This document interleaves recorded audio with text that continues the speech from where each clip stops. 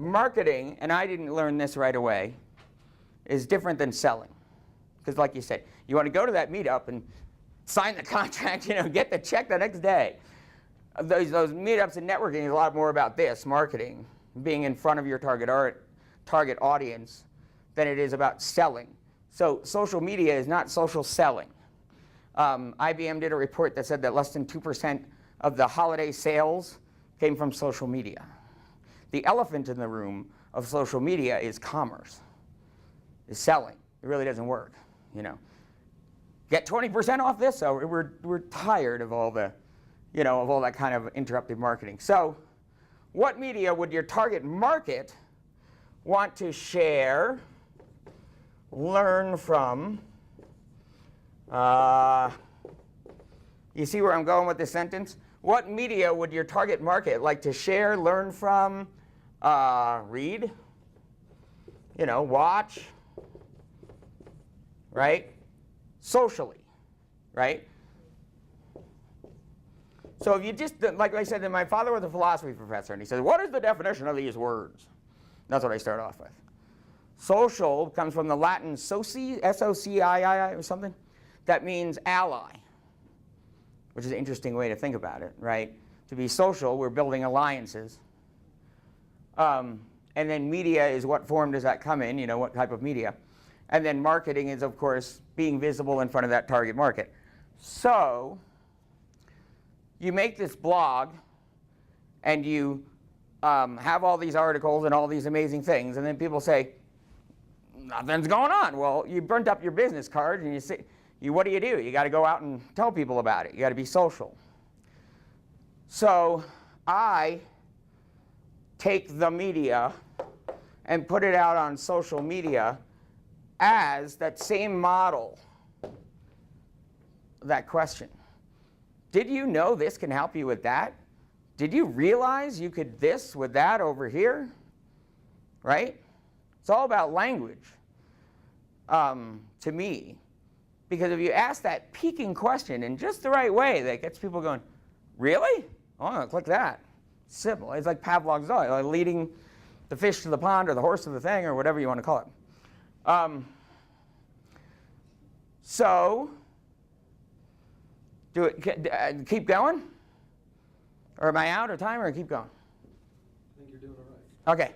Okay, so then we're going to talk about, am I making any sense how this all starts to weave together? The next part of it, too, is every landing page. Oh, I forgot about this step. Okay, so maybe you've seen this acronym, and it's called CTA. Does anyone know what that stands for?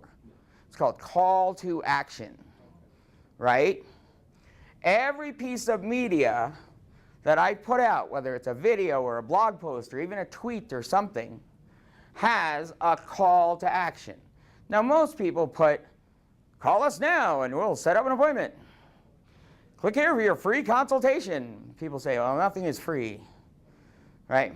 What I say is things like this. And I'm talking about in your blog article. Here's your blog article, blah, blah, blah, blah, blah.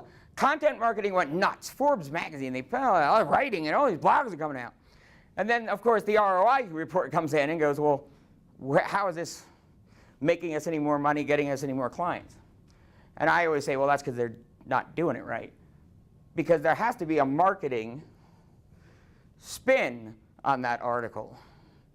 You can't sell, you got a little marketing spin that then leads and invites the people to say,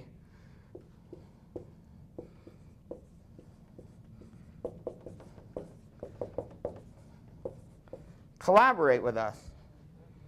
Share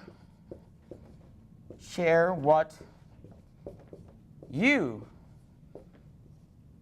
think.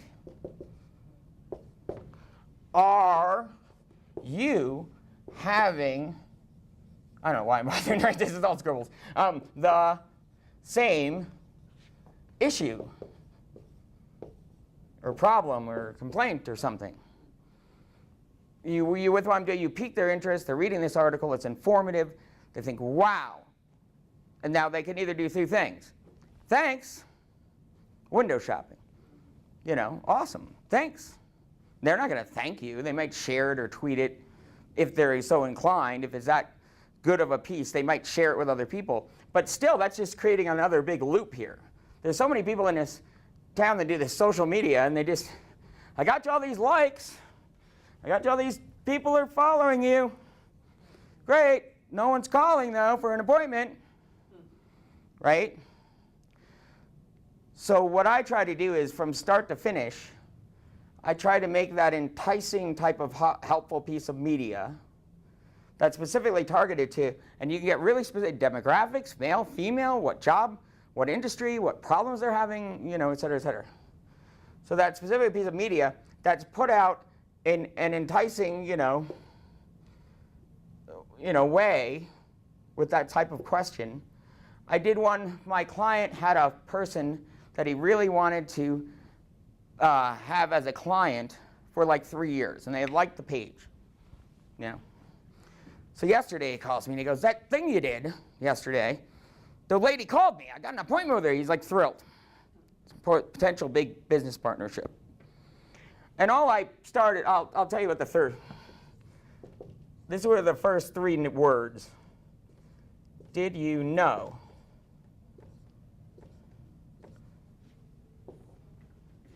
Right? Those were the first 3 words. And it was about a tool that he sells. He does marketing for auto dealerships. Okay? His website is Infinite Prospects. And he's probably my most engaging client. I mean, we talk constantly and brainstorm ideas. But it was, did you know that it was possible to actually see data on where your advertising dollars are going and coming from? Because he sells this analytics tool that goes over Google Analytics. They use data from, all kinds of car dealership data and all that kind of stuff. That pulls it in and overlays it. Now, the other way to do that would say, the not way to do it is neat tool. Neat tool that does this. Or I'm selling this today. Right? That doesn't work. Right, go ahead. 5 minutes? Okay. Okay, why don't I stop for a second and ask my craziness here and say, do any of you have any questions? Was there any? Because the faster I talk, the faster I get. As you see. And it just goes on, it goes on and on and on. Well, So, yeah. I just have to say, I've seen this work. Right. Because one of the things that I do in what you're talking about is a sales process. I Mhm. know if I do this, it leads to this, which leads to this, right? Right. And one of the things that I know monetizes for me is when I do a free webinar. Mm-hmm. 30, 40 minute, and when I address what the topic's going to be in a question that hits a pain point, Mm-hmm. I get people sign up immediately. Exactly. Yeah. Exactly. So I love this. Did you know? Because I'm getting ready to push out another webinar by Monday, and I'm going to use that. Okay. Did you know? Well, let me know where it is and where it is, and I'll send it out to you. We'll try to brainstorm some ways to, get that out Yeah. there. Yes. Love that. With so many different media and tools and things like that available, and all have, some are free and others have large prices. Mm-hmm. Is it possible to diagram, because I think that way, is it possible to diagram a flow of what to do first and then what to add on to that? Well, the hub to me, the hub of it, is your website. And having a website that is content driven, is customer focused, and that has calls to action.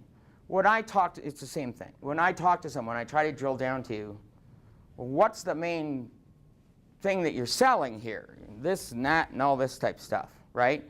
So finally, as we were talking about, it drills down to, and you've seen this, there's sometimes an icon with it or something. But there's some kind of question, there's some kind of a bit of an introduction, and then it says learn more or discover more.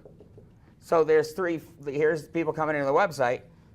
I probably might have that problem, or that problem, right? Which then goes into more information, a larger, more detailed page, which is backed up by all those blog articles. And then at that point, there is always, that call to action. So build the foundation, as we talked about, before everything else.